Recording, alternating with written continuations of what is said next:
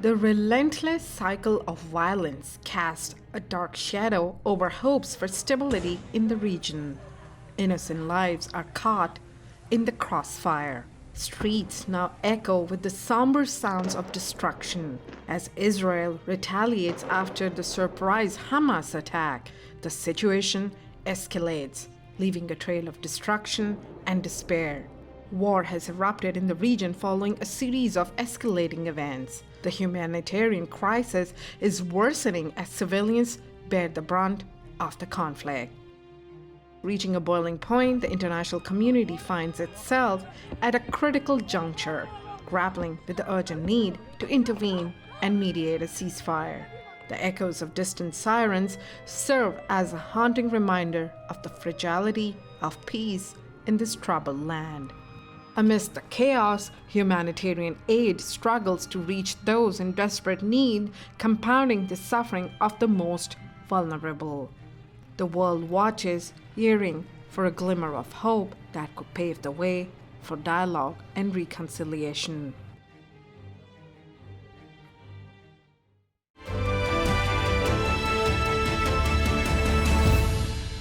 Thank you so much, Charles, for joining me today. Charles Foster has been associated with as a presidential advisor in the White House. And thank you for joining me today. And we're going to talk about the war in the Middle East at the moment, which is erupted, and it's just causing more of humanitarian crisis. Once again, thank you, Charles, for joining me. If you can hear me. Yes, it's a pleasure.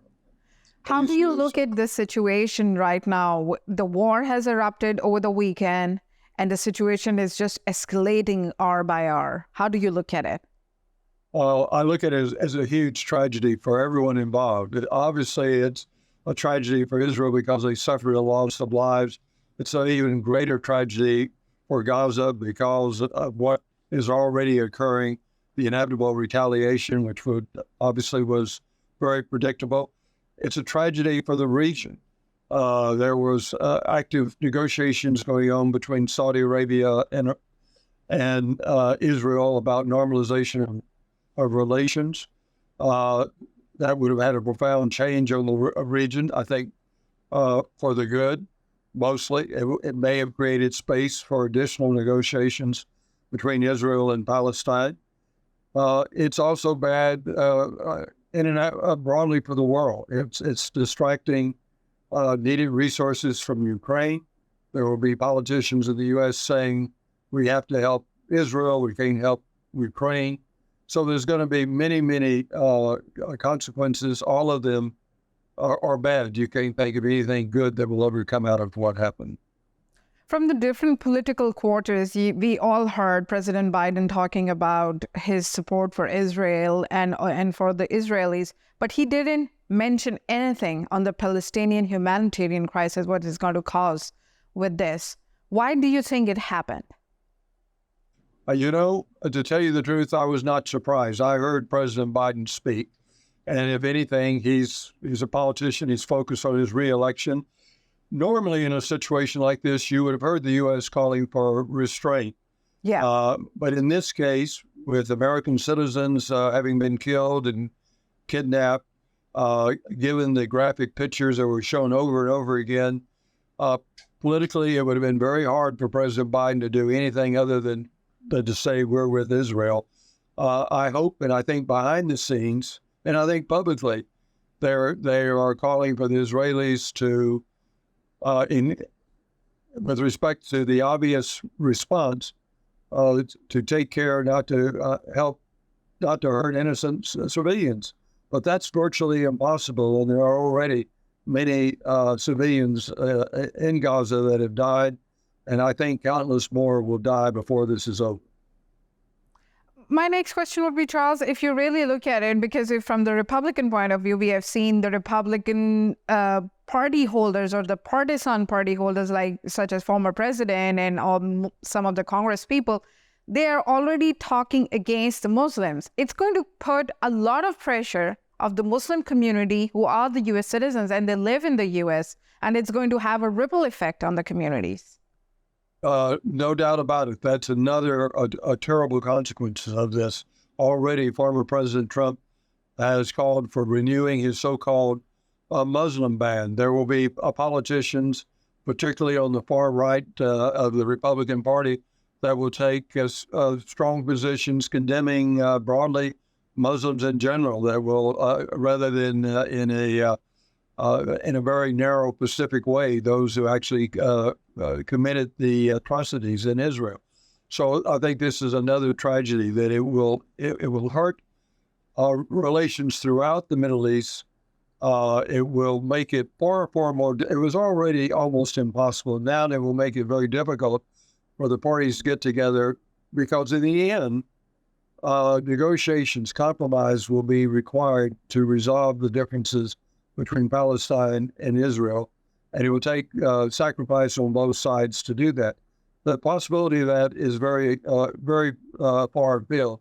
And as you rightly pointed out, this will have serious rippling effects that will be prejudicial to people of the Muslim faith in the U.S.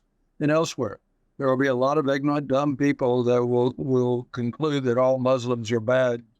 And then it is going to also lead to the anti-Semitic feelings as well, because it's not only Muslims will pay for the brunt, but the Jews will also pay the brunt over here in the United States, because we are basically promoting hate. Yes, it already has. There will be a counter reaction, anti-Semitic reaction, anti-Israeli, anti-Jewish reaction, particularly as we can very well predict the reaction of Israel. Their military force, their reaction is going to be brutal, and it will be over the top. And there will be pictures of all the innocent people that will have lost their lives because of that. And that will also cause anti-Israeli, anti-Jewish sentiment to grow, particularly among a lot of countries in the Middle East, just where they were beginning to resolve some of their differences. So as I said, this is a tragedy. No one wins. You could speculate that, and it's pure speculation on the part of many, that the only winner was Iran, that Iran had somehow given the green light for this in hope of dashing the negotiations between Saudi Arabia and Israel in terms of normalizing their relationship. And if that was the purpose, then it was successful, because those negotiations clearly will be broken off. It will be very hard, particularly for Saudi Arabia, to make any such accommodations or such a major breakthrough with Israel under the current conditions. Charles, you have been associated with the White House and the presidents and the policies. So you have seen the similar situation in the past as well. So what do you see? What solution can come up? What could be a better approach to handle the situation? Well, again, one cannot be optimistic. This is driven, unfortunately, and I'm not just in the U.S., but in other countries, by political considerations. And the political considerations in the U.S. will be very clear that right now the sympathy will be with Israel, and very few politicians, Democratic or Republican, will be calling anytime soon for any kind of a balanced approach. They will be, in various degrees, very supportive of Israel. I do think they will call for there will be appropriate calls for restraint. But it will be mostly symbolic. The other thing, and we've discussed this before, is never underestimate the lack of knowledge, not only of the public in general, but in particular with our members of Congress. I have dealt with members of Congress for years and on certain issues, and I've always been amazed how thin their knowledge was. It was what I call bumper sticker knowledge. They knew a few phrases, but they really didn't have any in-depth understanding of the history of the region, be it in the Middle East, specifically the whole story of Palestine. But you could take that example and you could say that applies in so many other areas as well. Charles, you did say that there is a very less space over here for being optimistic here, but I just have this question is in my head. I just want to push it forward and ask you this: like, what do you think the international community, including the U.S., should be involved in resolving the Israel-Palestinian conflict? How can they resolve that? The answer is obviously 100%. The international community, led by the U.S., should be involved in resolving the Israeli-Palestinian conflict. And the U.S. has, in various degrees, has been. The sad, discouraging part is that goes back for many, many administrations, particularly thinking with President Richard Nixon, where he invested a lot of capital in working on those issues with Henry Kissinger and so forth. Fortunately, every administration since then, in various degrees, had focused on resolving that, and at times getting closer. Under President Carter, there was a significant breakthrough. Under President George Bush, there was progress.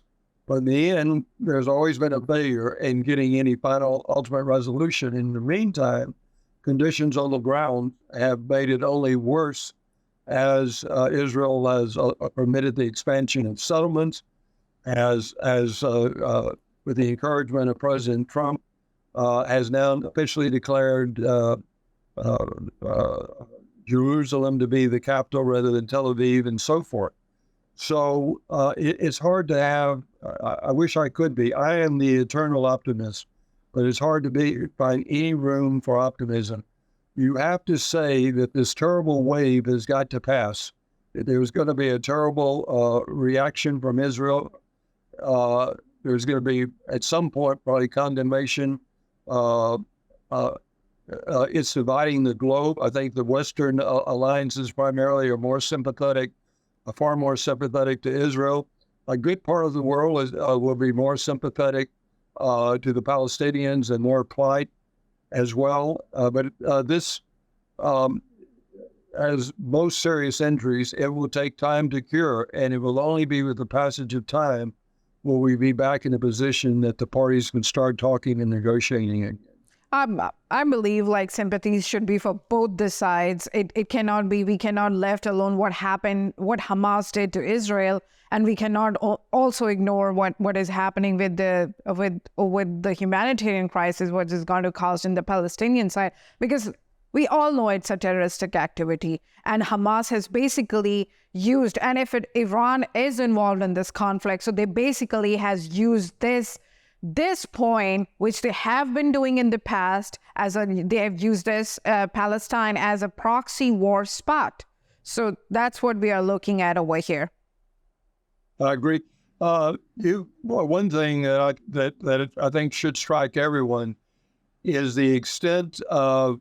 It was not surprising. What was surprising is Hamas had spent several years relatively quiet. It wasn't surprising that at some point they would launch missile attacks, incursions. What was striking, which was different, was the amount of civilian casualties. You almost have to conclude that they knew what they were doing, that it was calculated to provoke precisely the reaction that they're going to receive from Israel. I don't understand that rationale at all, except to the extent that Iran will benefit from that in terms, because they were strongly against any Saudi-Israeli rapprochement. Okay, Charles, I got to take a very short break over here. We're going to go for a very short break. We'll be right back. And once we will be back, we're going to talk more about what could be the Russian role in this and why the attention has been diverted from the Ukraine war. It could be one of the reasons. Stay tuned.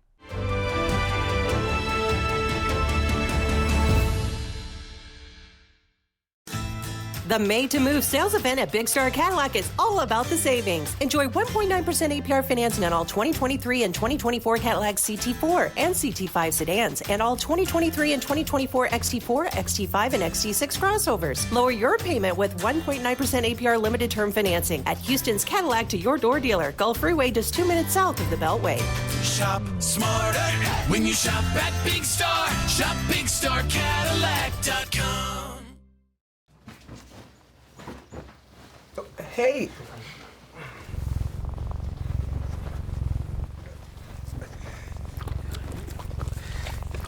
Okay.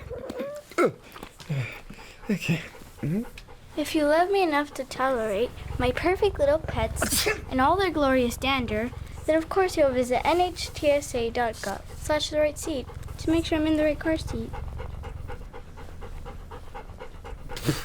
Hey, Bobo, do trees tell each other stories? I'm sorry. I'm afraid I don't know that. Hey, why don't we go find out? Listen.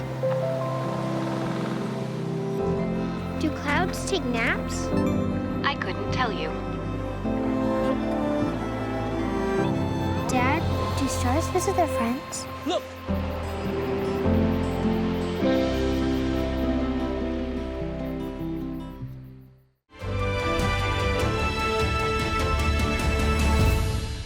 Welcome back. Before going on the break, I'm in conversation with Charles Foster, who has been connected with as a presidential advisor in the past with the past presidents. So we were talking about the conflict in Gaza. Charles, my next question would be, what do you think, or how do you look at it? What would be the Russian involvement over here? Because they are basically now all the attention has been diverted from Ukraine towards the Gaza war.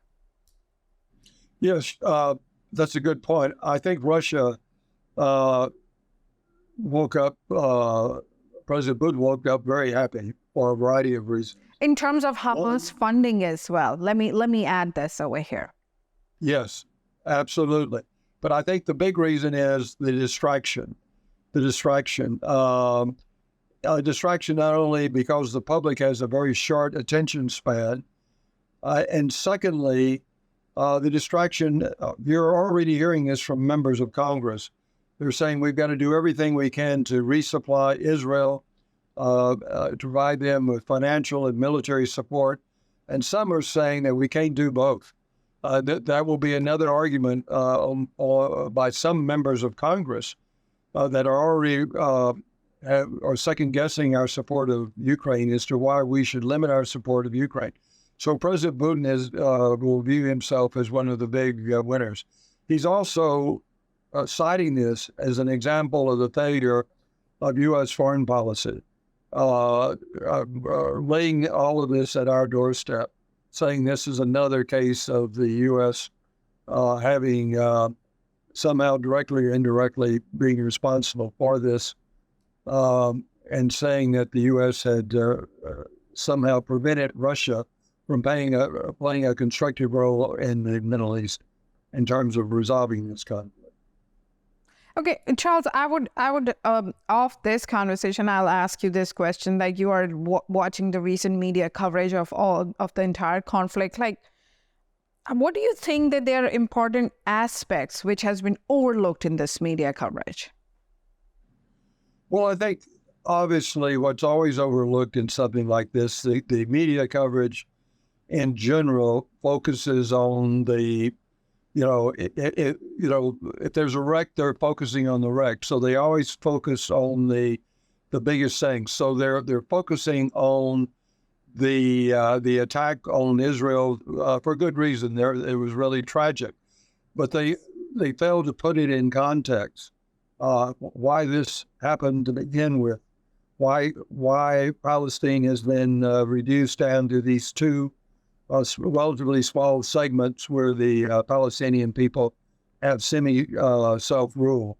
There's no context for this. It's as if Hamas is acting in a vacuum without reason. Having said that, there is no reason for killing innocent people. Yeah. But there is a reason why there has been a semi-state of war between factions, Palestinian factions in Israel, for many decades. There is a clear reason for that, and that's lost because you focus on the action, the bombings, the killings, and I have to say that's journalism. They always do that, and often they fail to put the causes into context. Okay, Charles, what would you think that by this conflict, which is such a hot topic and it's just all over the world, how is it going to affect the Muslims and the Jewish community living within the United States? Because now what's happening is all these protests and rallies and supporting rallies and protest rallies, they're having a face-off in different states. Is it going to spill over in the United States somehow? I think it will spill over, inevitably. Obviously, we have a very large and productive and responsible Muslim American community, like we have Jewish community. And at a certain level, as you know, those communities interact. There's a great deal of interfaith dialogue. I formerly was chairman of the Interfaith Ministries, and with the Muslim religious leaders and Jewish religious leaders acting together in harmony. And so at a certain level, that occurs. That says a lot about the United States. But something like this will have spillover. I think both sides will be defensive. I think those supporting the Israeli community will be particularly sensitive. And you already see that to a great extent when you hear individuals of Muslim Americans or elected officials calling for restraint. There is a pushback on that already, saying, how can you call for restraint in light of the terrible deeds? So that inevitably is going to cause tension for some period of time. I'm confident we will get through this, but in the short term, at a what I call at a professional level, there will be tensions. At a public level, it could be worse. You could see individuals' acts of vandalism on both sides. Yeah. Because they're calling the media is calling it as 9/11 in Israel. It's their 9/11, which is the terrible act of terrorism, and Muslims were connected with it.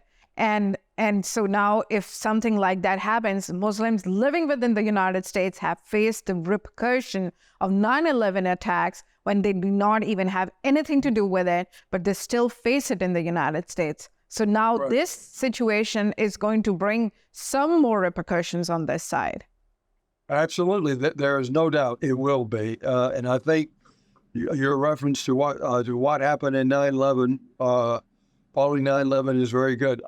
I worked for President George W. Bush, and I always like to point out that in the aftermath of 9/11, that he visited a mosque to highlight the fact that the U.S. Was not against the people of Muslim faith or religion, but it was against the perpetrators of those terroristic activities. Yeah. But so I applaud President Bush for doing that. But not all of our political leadership today are that sensitive or that brave. That brings me to the other question, where you rightly pointed it out, like they have in the House, they have no idea about the complexity of this issue.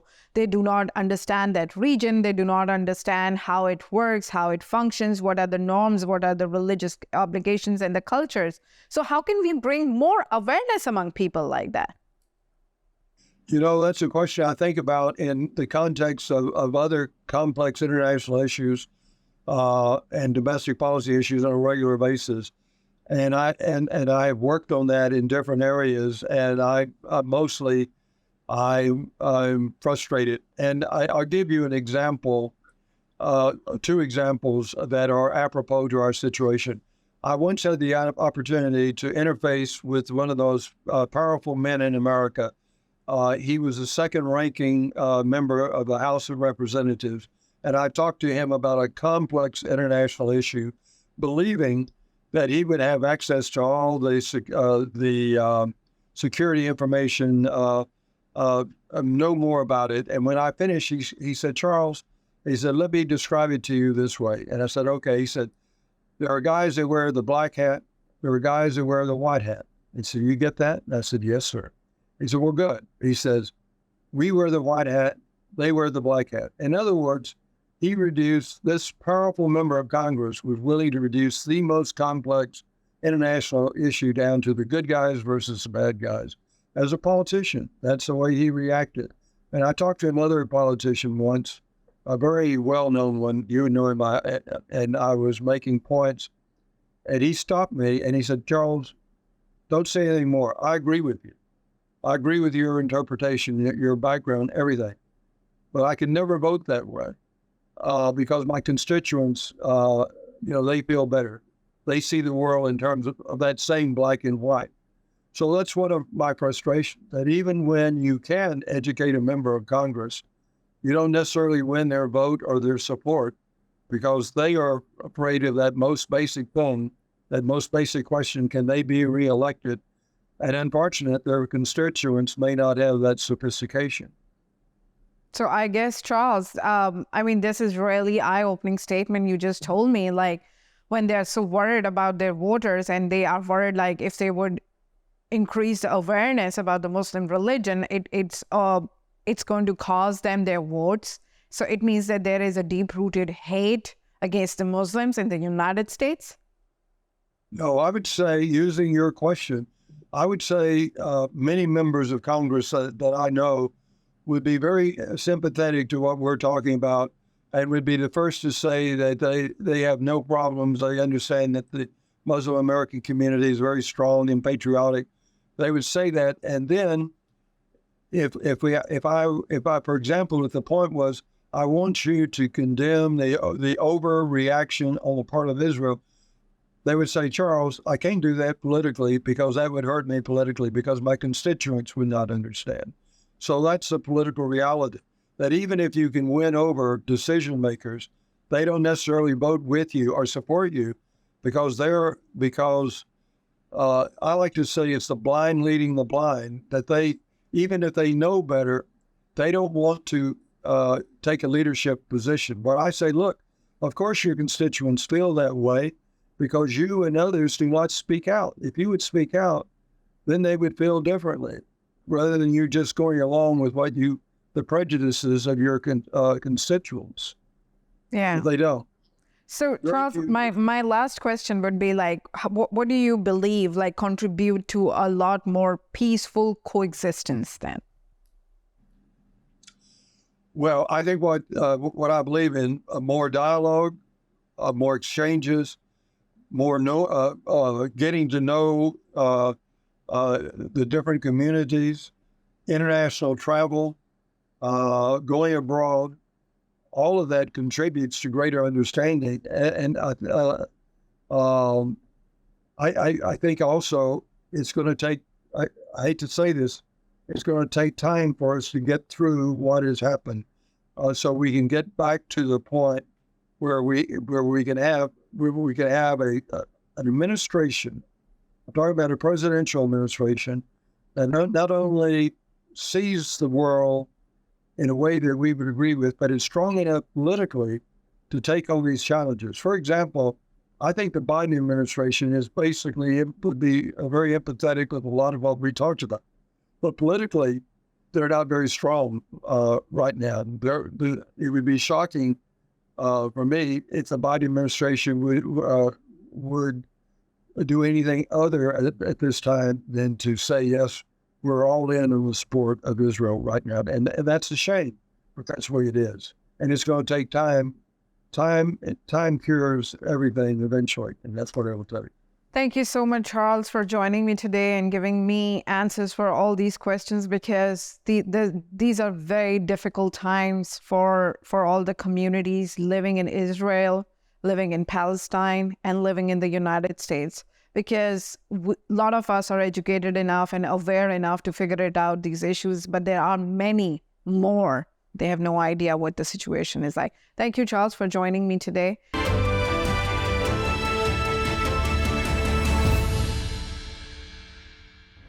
In the face of adversity, the call for empathy and understanding becomes more pronounced than ever. A collective plea arises for leaders on both sides to recognize the shared humanity that transcends political and ideological differences. It is a plea not just for an end to the hostilities, but for a genuine commitment to building a future where coexistence triumphs over conflict. Thank you for watching my show, Truth Be Told, with me, Sofia Jamal.